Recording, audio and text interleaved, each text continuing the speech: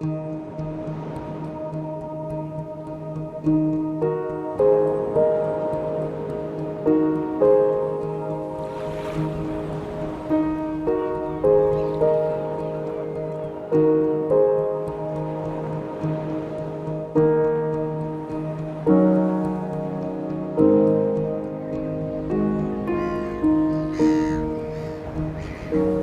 knew that the civil defence response would be good. We've had too much practice on that in Canterbury over the last few years. What we also knew was that you need to pick a project and show people advance quickly, show that there's recovery, show that there's a future.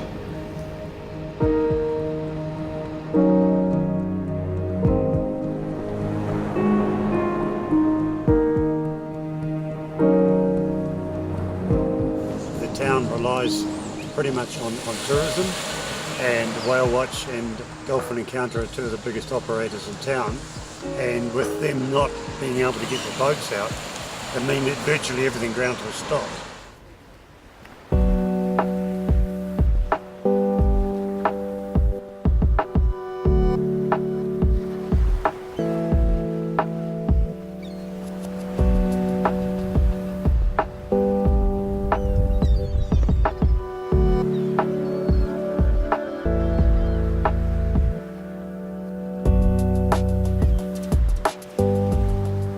I think it's just fantastic to see a really collaborative effort by all the parties involved. It was bringing together of central government, local government, regional council and all the key stakeholders just to make everyone had a will and a drive just to make things happen.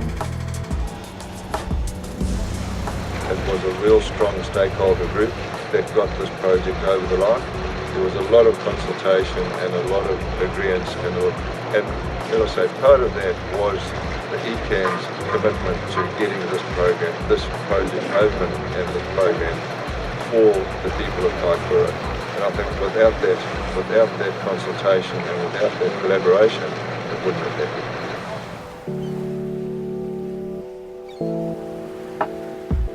It was the first really true significant sign of rebuilding and achieving what everybody came together to do. So it was a really significant moment for the community here.